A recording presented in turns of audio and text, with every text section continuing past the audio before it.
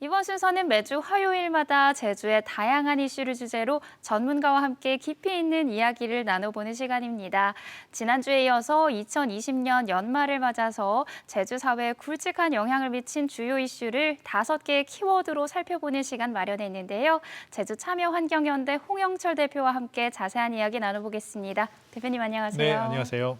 네, 올 한 해 제주 참 다사다난했죠. 네, 그렇습니다. 네, 특히 제주를 뜨겁게 달궜던 이슈들이 많았는데요. 네. 올 한 해 어떤 해였다고 보시나요?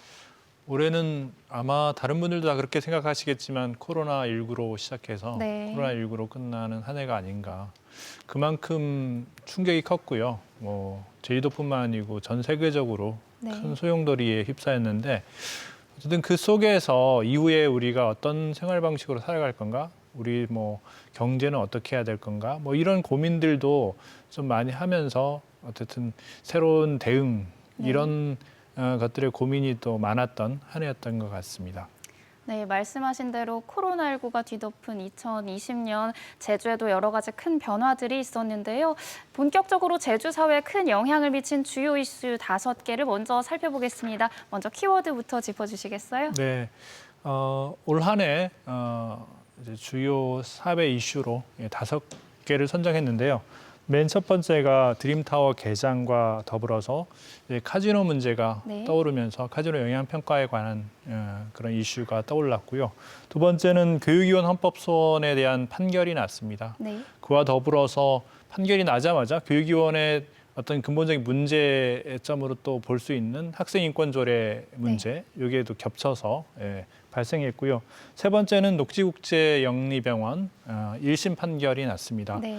그런데 여전히 이제 대법원 판결도 남겨두고 있고 문제가 됐던 내국인 진료 금지 조항의 네. 어떤 이 적법성 문제는 여전히 이제 판결이 아직 유보된 상태고요. 그리고 또 하나는 네 번째로 도시공원 민간 특례 관련된 것입니다. 도시공원 부지들이 일몰이 되면서 사실 이게 난개발의 그런 상황에 놓이게 됐는데 이것을 또 민간 특례 사업으로 한다고 하면서 여러 가지 문제들을 던지고 있죠. 그리고 마지막으로는 원희룡 도지사 얘긴데요. 네. 대권 도전을 선언하면서 상당히 외유가 출장이 잦아가지고 이 문제가 많이 회자하게 되기도 했고 서울본부의 직원과 차량을 사적으로 쓴 그런 문제들도 네. 좀 화제가 됐습니다. 네, 일단 먼저 첫 번째 키워드로 뽑은 드림타워 개장 및 카지노 영향평가 내용에 대해서 짚어보겠습니다. 이 드림타워가 오는 18일에 공식 개장을 합니다. 지난달 이 코너에서 드림타워 관련 문제를 짚어봤었는데 아직도 여러 가지 논란이 해결되지 않고 남아있죠. 네, 그렇습니다. 네. 드림타워가 지난 11월 5일 날 준공 허가를 받았습니다. 네. 그럼에도 불구하고 그 이전부터 제기됐던 빛 반사 문제라든지 빛 공해 문제, 하수 문제, 교통 문제, 주차 문제, 이런 빌딩풍 문제, 이런 문제들에 대해서 실제로 주민들이 이제 피해를 입고 있는데 그에 따른 어떤 대책이라든지 해소 방안들이 나오지 않은 상태에서 준공 허가가 났고 그런 것들이 사실 행정이 주민을 위해서 존재하는가 하는 그런 의문을 던져주었습니다. 그리고 이제 앞으로 드림타워의 초대형 카지노의 허가가 남았는데요. 네. 그 부분에 있어서도 이 지역이 학교도 밀집돼 있고 또 그 주택도 밀집해 있는 지역이라서 이후에 좀 큰 사회 이슈로 계속 커지지 않을까 하는 그런 우려가 있습니다. 네, 말씀하신 대로 이 우려들이 아직 현재 진행형인데요. 드림타워의 마지막 관건이라고 하면 역시 카지노 이전 문제인데요. 특히 카지노 대형화와 관련해서 득인지 실인지 의견이 분분합니다. 어떻게 생각하시나요? 어쨌든 카지노 영향평가 과정에서 좀 문제가 됐지만 사회적인 부정적 영향 이런 것들이 너무 과소평가됐다. 특히 이 지역이 학교와 주거 지역이 밀집한 곳이라서 1km 반경 내 13개 학교가 있습니다. 네. 이런 곳에 지금까지 초대형 카지노가 들어선 사례가 세계적으로도 없기 때문에 상당히 걱정인데요. 일반 도민들께서는 제주도에 이미 카지노들도 여러 개 있고 아직까지 문제가 없었는데 이게 문제가 되겠냐 그렇게 생각하시는 분들이 계신데 사실 이게 VIP 카지노라는 것은 이 도박을 전문으로 하는 사람들이 찾는 곳이거든요. 그래서 도박의 중독에 빠지기 쉽고 도박 중독에 빠진 사람들은 도박으로 재산을 탕진하면 카지노 주변에서 그 도박 자금을 마련하기 위해서 각종 범죄 원인이 됩니다. 그래서 특히 이 지역이 아까 학교와 주거 지역이기 때문에 주변 주민들이 상당히 이제 피해의 우려가 있다. 그렇기 때문에 이 지역에 노영 오거리에 드림타워가 들어서는 거기에 카지노가 들어서는 것은 바람직하지 않다. 이렇게 많은 사람들이 보고 있습니다. 네, 우려가 현실이 될지 아니면 효과적인 대책이 나올지 관심 있게 지켜봐야 할 것 같습니다. 두 번째 키워드는 교육의원 헌법소원 기각과 학생인권 조례입니다. 지난 2018년 제주 참여환경연대는 교육의원 출마 자격 제한을 놓고 위헌 소송을 냈는데요. 하지만 올해 9월 헌법재판소는 위헌이 아니라면서 기각 결정을 내렸습니다. 이번 결과에 대해서 아쉬움이 무척 클 것 같은데요. 네. 큰 틀에서 보면요, 헌법재판소가 이 교육의 전문성을 보장하는 내용도 헌법에 쓰여 있고요. 그리고 어떤 이 형평성, 그러니까 우리가 어떤 사람이 교육위원회 출마하는데 그게 제약이 있으면 평등권에 위배된다 이렇게 보고 있는데요. 그런 그 민주주의의 그 원칙, 자기 삼정권이 보장되지 않는 침해되는 부분에 대해서 두 개가 충돌하는 사안인데 헌법재판소에서는 이 부분에 대해서 이렇게 얘기를 했습니다. 그러니까 지금 제주도의회를 보면 교육위원회에 9명의 도의원이 있는데 5명이 교육위원이고 4명이 일반 도의원이다. 그러니까 일반 도의원은 그런 교육 경력에 제한이 없는 상태에서 당선이 돼서 출마하고 당선이 돼서 결국 그 교육위원회에서 활동을 하고 있으니 이게 어떤 극단적인 제약이 아니다. 이렇게 해석을 하면서 그 의미를 이 평등권이 침해되는 그런 의미를 이렇게 헌법재판소에는 과소평가했고요. 결국 또 한 가지 이 교육위원 때문에 생기는 제주도의 문제들, 5개의 지역구 중 4명이 무투표 당선되고 이런 상황들 그리고 교육위원으로 선출됐는데 본회의의 모든 투표에 참가하는 그런 이게 책임과 권한이 일치하지 않는 문제들 이런 것들에 대해서는 전혀 이제 거론하는 게 없이 그냥 어떤 그런 그 평등권의 위배가 되지 않는다. 다른 방법이 있다. 뭐 이런 식으로 좀 너무 이렇게 현실과 좀 동떨어진 그런 판결을 내렸다. 그런 점에서 매우 아쉬운 판결이다. 그렇게 보고 있습니다. 이 말씀하신 것처럼 헌재 결정에도 불구하고 아직 제주도에서는 교육의원 폐지론이 뜨겁습니다. 이와 관련해서도 학생인권 조례도 꼭 짚어야 할 이슈인데요. 교육위원회가 지난 9월에 이 조례안을 심사 보류한 후에 현재까지 아무런 진전이 없는 상황이죠. 네, 학생인권 조례들은 뭐 교육 가족이라고 할 수 있는 학생들, 교육의 한 축이죠. 거기에 교육의 자주성의 한 축인데 그것을 보장하고 신장해야 될 교육위원들이 오히려 그 교육 학생인권 조례를 막아서고 있는 형국인 거죠. 그래서 이것이 정말 교육위원들이 현실에서 나타나는 문제점들을 단적으로 보여주는 그런 사례다 이렇게 보고 있고요.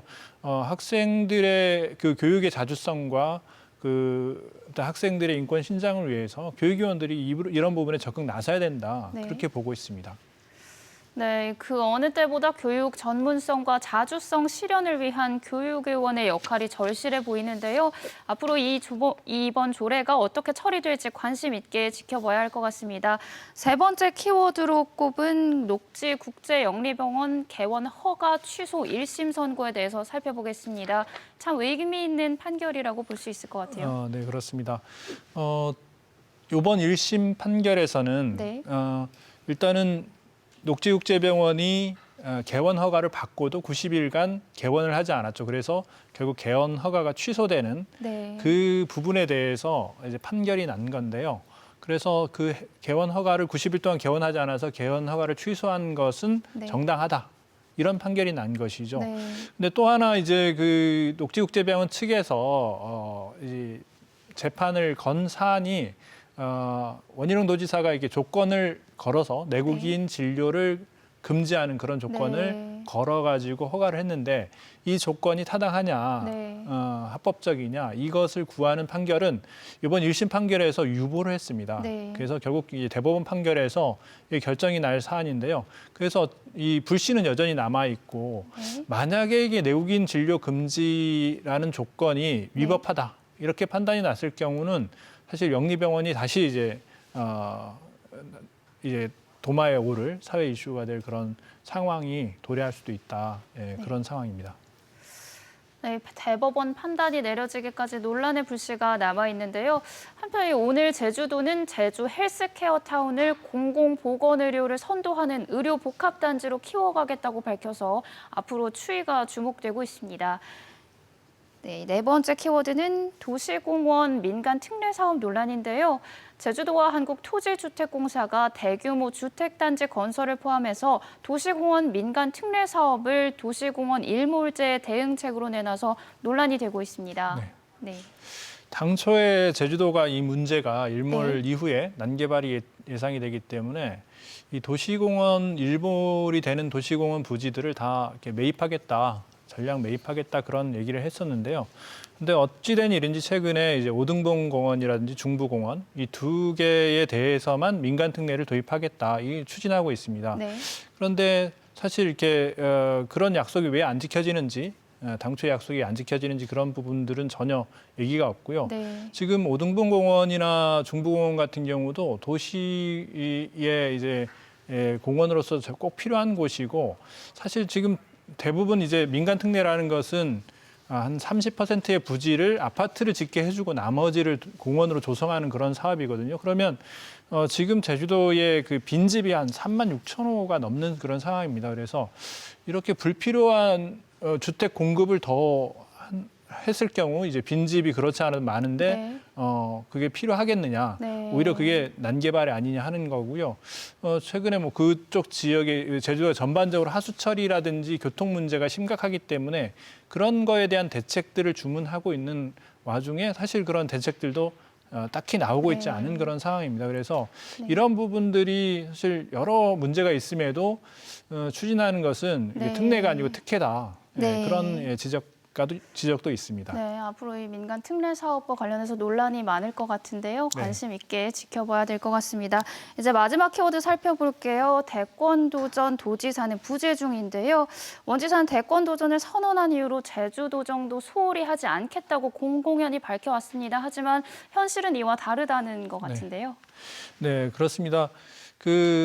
그간 이제 원희룡 도지사가 당선이 되고 난 다음에 쭉 그 출장 일수를 봤더니 네. 1년 평균 113일이다 그런 얘기가 나오는데요. 네. 그럼 3일 중에 하루는 출장을 간다 이건데요. 최근엔 또 이제 정치적인 행사에 참여하면서 서울본부를 동원하는 그런 문제들도 있었고요. 그래서 결국 이런 것들이 제주도가 지금 코로나라든지 상당히 어려운 그런 과정이 있는데 도지사가 이렇게 자리를 비우는 것들이 네.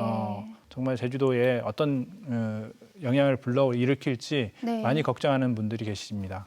네, 도민들이 지금 코로나19 확산에 불안해하는 모습인데요. 앞으로 도정에 충실하기를 바라겠습니다. 오늘 말씀 여기까지 듣겠습니다. 네, 고맙습니다. 고맙습니다.